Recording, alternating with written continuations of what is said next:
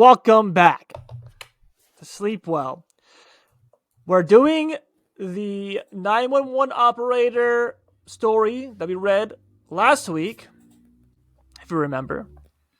These titles are different, but we're doing part 3 and part 4. These are the final parts of the story, and I'm excited. All right, this is we found the story and it was really good. So we're excited for the last 2 parts. These last 2 parts are called We Are 911 Operators. Something is trying to replace us. That's part 3. And part 4 is We Were 911 Operators. I don't know what we are anymore. All right? So 2 different titles. So keep up, and as always, Andrea's gonna start us off. She's been doing good though. The last 2 she didn't mess up. So we'll see this time, right? Yeah, hopefully you didn't. Take it away. All right. Take it away.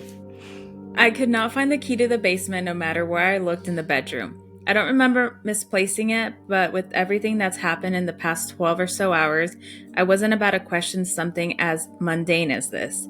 Afraid to go too far without Connor, I decided to wait by the ladder up to the attic for him to finish searching and maybe join him if he found something. But when I stopped to listen, I could hear no footsteps or any noise coming from up there. Connor? I called while looking up at the darkness above me, seeing no ray of light from his flashlight either, but I heard him speak to me and figured he must be quite a way inside. I'm up here.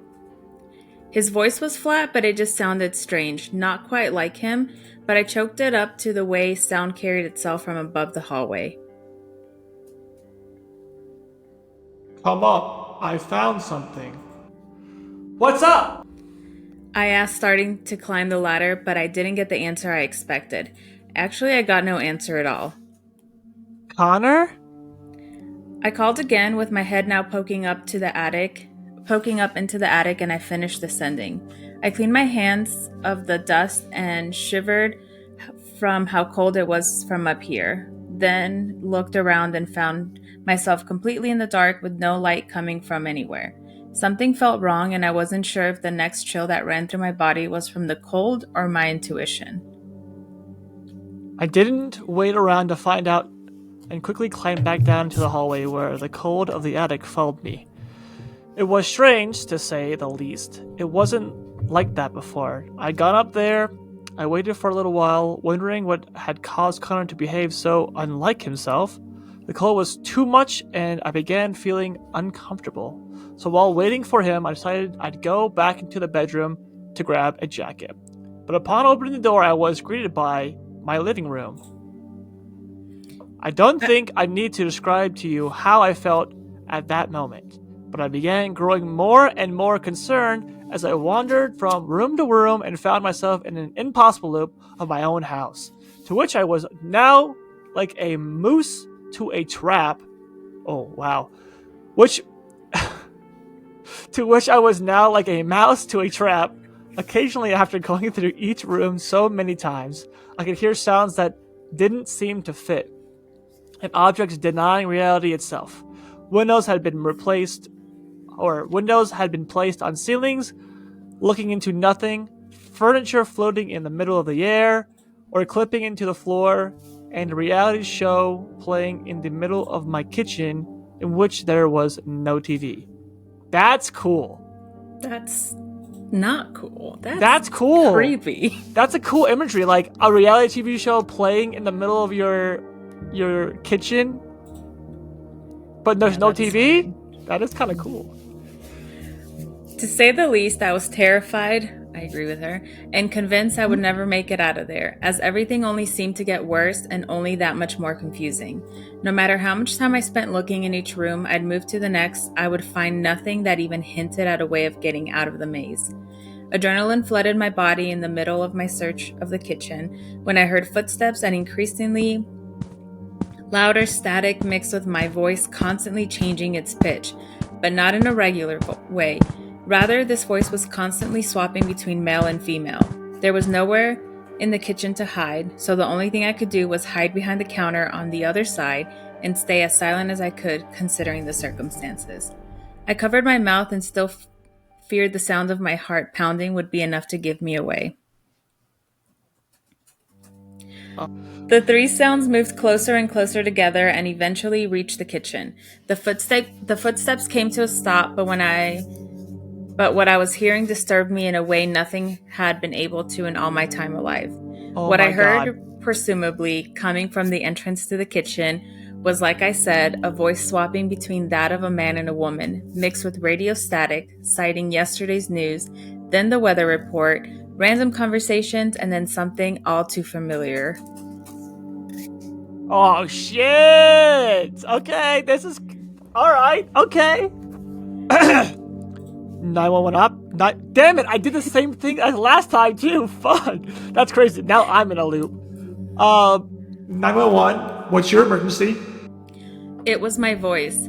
My breathing froze and I slowly looked up without revealing myself from the counter, expecting whatever was there in the kitchen with me to be looking down like a horror movie, but thankfully there was nothing. The voice continued, swapping between the voice of two other men, mine and out of nowhere Connor's. Marielle? Since when are your eyes two different colors? I widened my eyes in disbelief and covered my mouth with both hands, praying that whatever this was would leave. The static grew louder first, and then it began stopping and starting again at random intervals, while this thing continued repeating the same phrase over and over again. It was sickening to hear. Marielle, since when are your eyes two different colors? Marielle, since when are your eyes two different colors?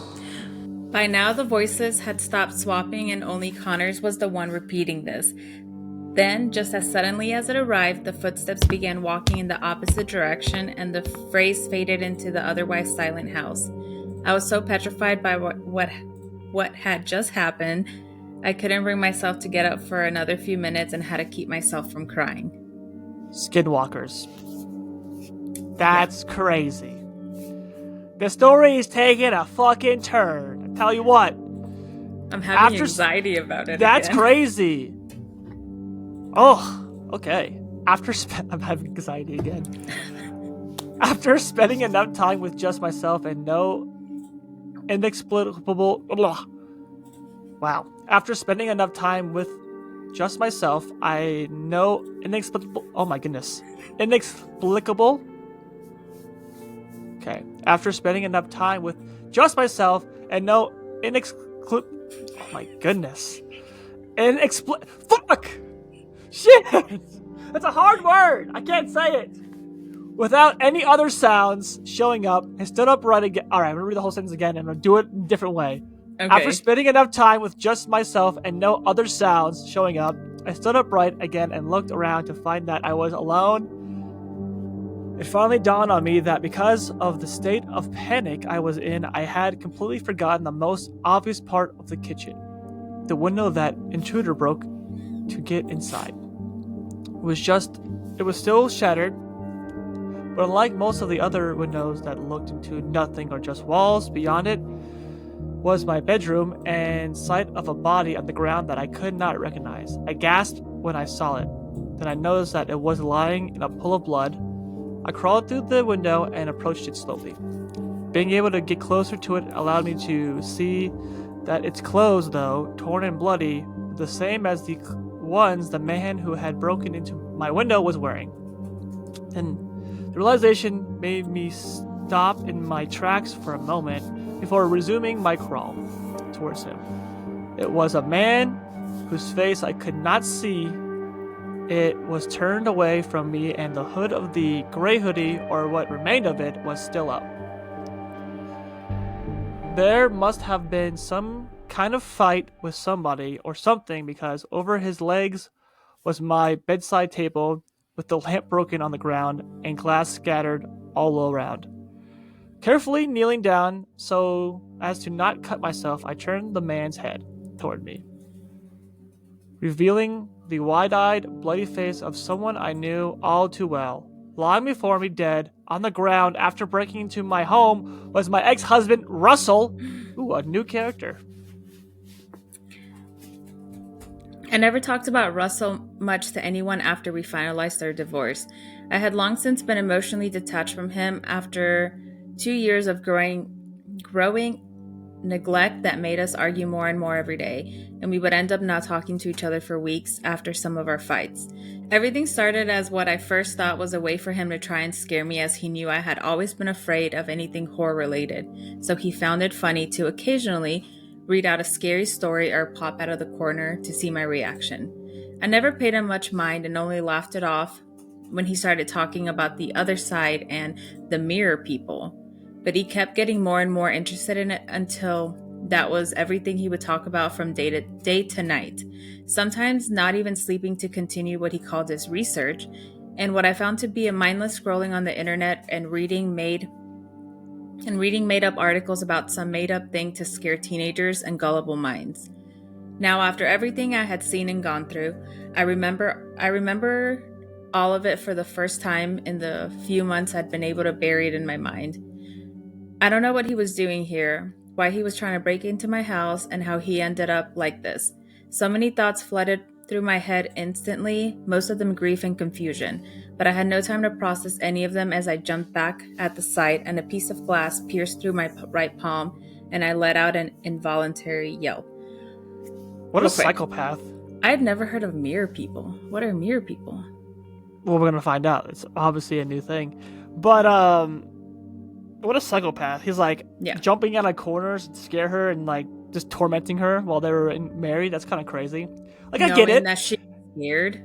Yeah, every once in a while, it's okay to like, do a little prank, but all the time? Kind of crazy. Wow. Okay. Just as I did that, I immediately heard the same sound from earlier. Footsteps. And voices with static mixed in, repeating around words and phrases. But this time, there was more than one, and they were coming right towards me. I turned to my bed and rushed to hide under it. Having no time to get to the wardrobe or try and make my way back through the window and into the kitchen, the covers were hanging loosely and covered half the space below the bed. So I stayed quiet. I'd have a chance to go unnoticed. The unearthly sight kept coming. Rushing into the bedroom were 3 men, 2 in police uniforms, whose movements were unnaturally stiff and their faces expressionless, their eyes not even moving, and the third was not Connor. I mean, it looked like him. It had his face, but was changing expressions every less than a second. From a smile to nothing to a grimace to sadness to every single emotion you can think of. His clothes were the ones I'd seen him in when we changed after we went to the house. Only their colors were changing rapidly, and then in the blink of an eye he was wearing a suit. Again, the colors changing and mixing. What the fuck? It's like glitching. Just imagine them coming in, just like the tone of their voices keeps changing and their voices just keeps changing. That's like the fucking. Oh, that's almost like the story Stolen Tongues with the Skinwalkers. Ooh, all right, go ahead. I don't think I've heard that one before. That one's fucking terrifying. We'll never read it because it's been done too many times. But you should read it on your own. It's scary. Okay, I'll do that. What terrified me the most about the view was his limbs. As I mentioned, the policemen were totally still and unmoving, but this Connor lookalike limbs were spazzing and flying around in movements the human body simply couldn't perform. One moment his arm was by his side, and the next it was raised backward 90 degrees. Instantly afterward, pointing forward, then clipping into his body before returning to normal again. His body snapped violently from side to side, as if his neck were constantly breaking and repairing itself. Their presence brought with them the static, but once they'd entered the room, the voices had stopped, and they just sat there for about half a minute before the static began ringing so loud I almost had to cover my ears. And then the three just disappeared. They were gone, as if they'd never been there. I waited to see if anything would return again or if I'd hear any noises, but the only thing was total silence and the body of my ex-husband uncomfortably close to me while I was hiding. I crawled out from under the bed and took one more look at him before quickly jumping through the window into the kitchen again. Only this time, it led me back to the hallway with the attic. There was sure to be emotional fallout from this, but my brain was not letting me process it now. She just said, ex-husband, you're getting left. Not even like thinking. I mean, did we blame her? No. She said, yeah, I'm leaving him. I'm not even gonna check if he's alive. It's like, peace. It's been real. It's crazy. Oh my god, that's funny. Okay. I don't blame her. She's like, peace out, Girl Scout. Before I could even look around, I was tackled by something into a wall, and my mouth was covered, preventing me from screaming, no matter how I tried. I started throwing my hands erratically into this thing, trying to hit it and make it release me, but only began shushing me and reducing the strength of its grip. I opened my eyes to see Connor, bruised and disheveled, his clothes dirty, stained with blood. He stared at me and spoke. Blue eyes. He then looked at my bloody hand and let me go before pressing a finger to his lips, telling me to stay silent. Seeing him so beat up while the rest of the things looked, well, completely abnormal and impossible to even exist, and considering the fact that if he was not the actual Connor, wanted to harm me, I had the opportunity but didn't. Connor. I whispered and eyed him up and down. He really had it rough somewhere. Is it you? The real you? Yes. Quiet, Marielle. Something's here. It's not human. Connor was more afraid than I'd ever seen him, and he gave the impression of someone who was not easy to scare. We need to find a way out. How did you end up here? From the attic? Yeah, the first time. The first time? After making sure we heard none of those things approaching and looked through the window and each of the doors, Connor and I sat in the middle of the hallway where he explained to me how he had been attacked by something after finding the intruder and was thrown back into what he assumed was reality. Where I found him and we drove back to the hotel. That's when he'd seen that my eyes were different colors, and bringing it up caused this other Marielle to be distorting her limbs just like I'd seen the other Connor do, and her head had started to twitch. Before he could get out of the car, she lunged at him from the driver's seat, and he woke up again in the middle of the living room. That's terrifying. We were able to mutually shock each other, him with his experience and me with the fact that this intruder was my ex-husband. So why did he try to break into your home? Does he hate you? Did he want to hurt you? No, it was obviously to tell me he still loved me even after all this arguments and the divorce. I was the one that ended things, but he'd spoken about the other side and mirror people. That's what he called them. I blinked and moved my eyes from staring into the wall that was not the right color to look at Connor. I think he knew something about this and was trying to warn me? We sat and thought for a little while longer before he got up and helped me off the floor. We have to find a way out. Fast, Marielle. The door we went through led us into my bathroom, or this place version of it. It looked exactly like it normally does, which was unusual aside from one thing, and that was the mirror, which did not have its usual reflective surface, but what was instead looking into another bathroom. We looked around thoroughly first before I helped Connor climb up the sink and he crawled through. The second he did, however, he disappeared, and I was left all alone again.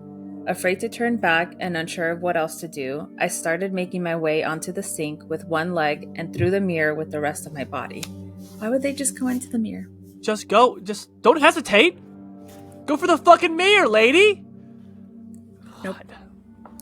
Horror story logic. I don't want to go through. I'm scared. Halfway through, I turned in reaction to hearing an ear-piercing scream coming from a woman mixed with the undertone of a male voice and the damned static. Charging through the door of the bathroom and straight at me was me. The other Mariel's eyes were wide and her mouth open as loud as it could humanly go. And she grabbed me by my ankle and began pulling me back in. I held onto the edges and screamed, using my other leg to kick at her hands, but she would not let go, only intensifying these inhuman screams that will forever haunt my nightmares. Despite that, I continued trying while looking around to see if there was anything on the sink that might help me. And I saw the glass cup that I used to keep my toothbrush in. I grabbed it and used all my strength to slam it into the other Mariel's head, shattering it. A final kick into her face was enough to force her to release me, and I made the rest of my way into the mirror, her scream stopping as if I'd just woken up from a dream. I dropped down to the floor with a loud thud, immediately pushing myself back up against the wall and hyperventilating while Connor looked at me, unsure of what to do. Just broke that glass on her head. That would cut your hand. She did have a bloody hand earlier. Yeah. What the hell happened? Why did you take so long? He knelt by my side and winced in pain, putting his left hand above his ribs. The other damn me nearly dragged me back in. Holy... Well, you don't have to worry about that, I think. Look. Connor pointed to the mirror after my breathing slowly started going back to normal. I only saw pitch black in it. Looks like we found a way out. How do you know we're out? Listen, there are noises outside. Hear those construction workers? The cars? I nodded and took in the sounds he was describing. I don't know if you noticed, but there's none of that in there. I stood up and approached it, not daring to put my hand through, but staring into the black void. I would describe what I was seeing as impossible, but considering everything that had gone down just now, I don't think the word has any meaning anymore. We need to get out of this house before we get trapped again. Is your car still outside? I asked as I opened the door leading out into the hallway, making sure to check beforehand.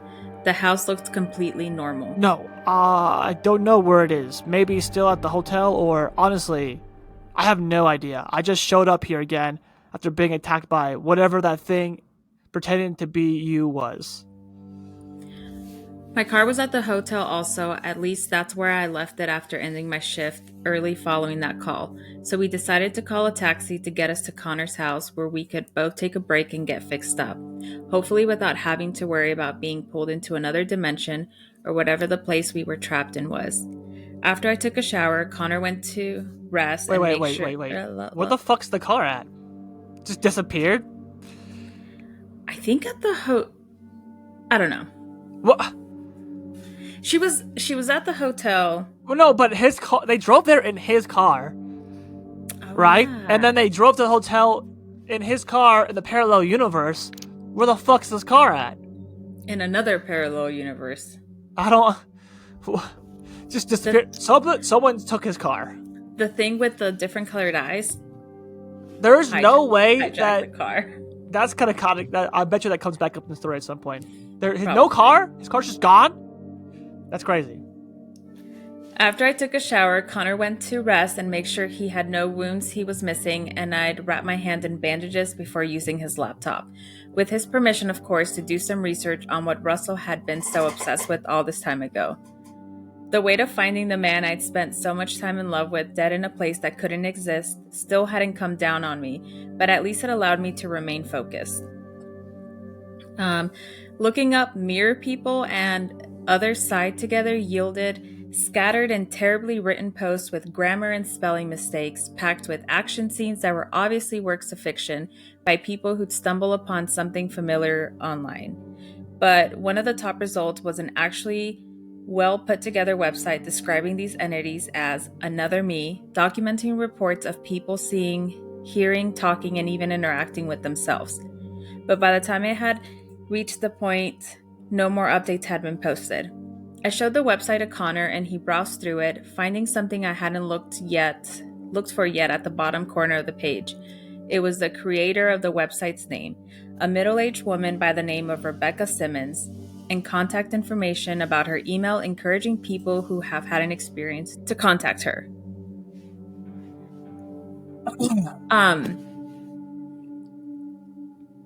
So mimics? No. It's like, what's it called? It's like the DC Bizarro world, basically. It's like Bizarro world. Like, that's another universe, another parallel universe that's like, but like, I don't know. It's almost like an infestation, like trying to like copy you and replace you in the other universe, right? Like the Upside Down, almost like Stranger Things. Okay, all right, Upside Stranger Down. Things, like the Upside Down.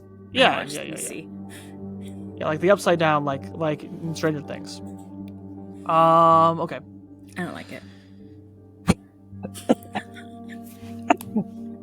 I don't like Not the story. I like the story. Yeah. I don't like the yeah, okay, go. Yeah. I get what you're saying. We have nothing to lose, right? I mean, this all sounds completely insane and psychotic, but we just went through it, and this woman is probably the only person ready to believe us right off the bat. Connor looked at me again, but suddenly his eyes trailed towards my injured hand. Sure. Are you going to write the email, or should I? Connor didn't reply. He seemed zoned out. What's wrong? Marielle, what's happening to your hand? I looked at my injured hand and gasped, then quickly lifted up the leg of my pants to see the same thing on my ankle. Oh. At the same time, Connor lifted one side of his shirt enough to see where he'd been attacked. My hand, ankle, and that part of... My hand, ankle, and that part of Connor's torso were pitch black. Ooh. Spooky. The spook is so spooky. It's turned black. That's crazy. Like frostbite black? No, like a void. Dead? Oh, No. just like a void. Oh. Like weird. what I'm picturing is like a glossy, almost like glossy black, almost like a liquid, you know, spreading, Okay. kind of like space, spreading on their body, you know? I was thinking of like Venom. Yeah, that's what I'm thinking about too. Like Venom, like glossy, almost metallic, glossy looking black. It's because they went through the mirror. Yeah, or because they got injured inside. Inside the mirror? Inside the other dimension? Yeah, the other dimension, alternate dimension. You know what? Let me rephrase what I've been saying. Not a parallel universe, a different dimension. I think we're using parallel universe and dimension wrong. I think it's a different dimension, you know? Like a fourth dimension, you know? Are those not the same thing? No. Oh. You got, 1 dimension, 2 dimension, 3 dimension. We live in the 3rd dimension. Okay. Hold on, I'll be right back. Before we start the next one, give me 1 second. Hold on. Okay. Okay, and that concludes the 3rd part of this amazing story. So hope you guys enjoyed. I broke it up into 2. I'm sorry. Alright, I had to break it up into 2 different videos. But, it's okay, I'm gonna post it right away, so you don't have to worry about it. So, please, like, subscribe, and comment. And, check out the next video. That's the final part. And, we will see you there.